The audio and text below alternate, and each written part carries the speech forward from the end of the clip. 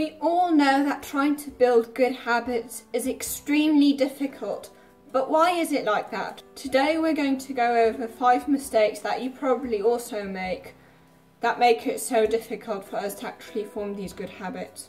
So the first mistake most people make, they've got this all or nothing mentality, which basically means, for example, if you're on a diet and you find yourself eating one cookie, because you've eaten that one cookie, you've broken your diet anyway, so you might as well eat as many cookies as possible because you've already failed.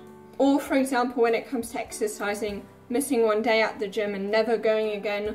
Basically thinking that either you're going to go all in or you're going to do nothing, because if you don't manage to do it 100%, then that just shows that you are no good at this and that you can't manage. Setbacks are going to happen.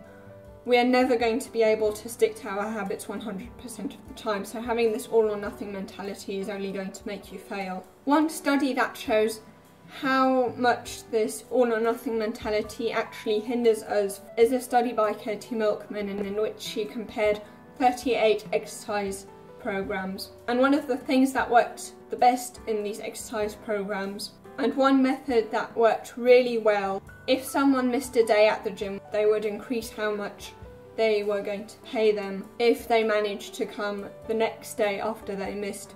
And the reason why this worked so well is that once we've missed a day, we feel extremely unmotivated to go to the gym the next day because of our all or nothing mentality. And by increasing this incentive, their all or nothing mentality didn't get in the way as much.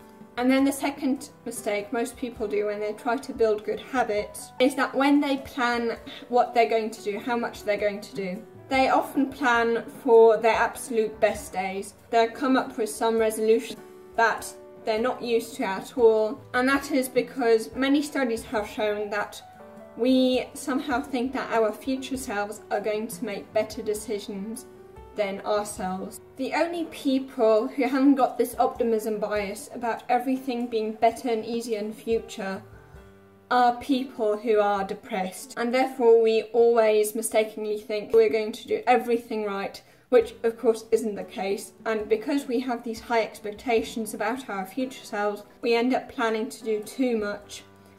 And then what happens is that we very quickly realise that we are not going to manage to do this in the long run, and because we have not met our very, very high expectations, we feel disappointed and give up altogether.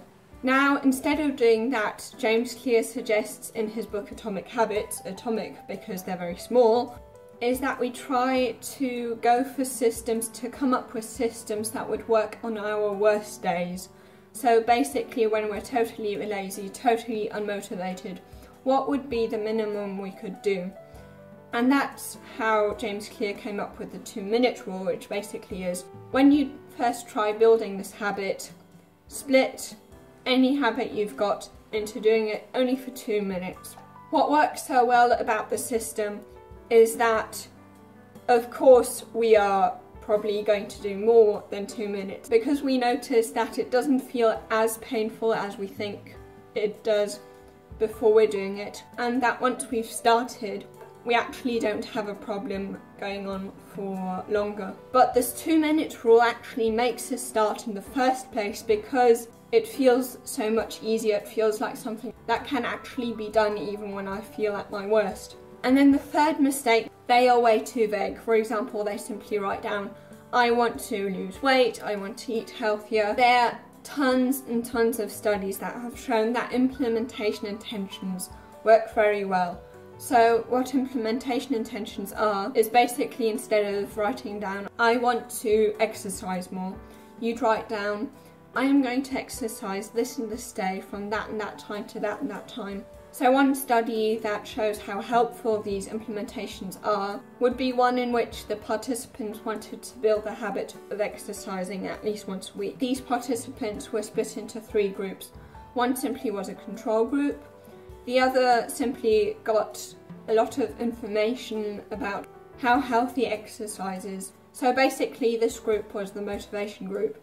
And then in the third group, to make sure they were just as motivated as the motivation group, they got the same information, But on top of that, they also had to do this implementation intentions. Now, both the control group and the motivation group, only 35 to 38% of the participants managed to stick to the habit of exercising at least once a week.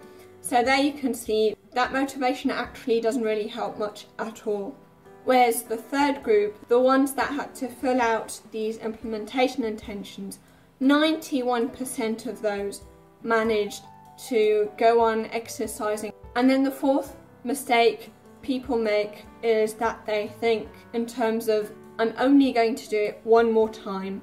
I just did it once. And as Tim Grover explains, these are very dangerous words because these are the words that we find in excuses. And if we end up making excuses and saying we're only going to do it one more time, several times in a row, then of course you're not going to manage to build the good habit you want to build.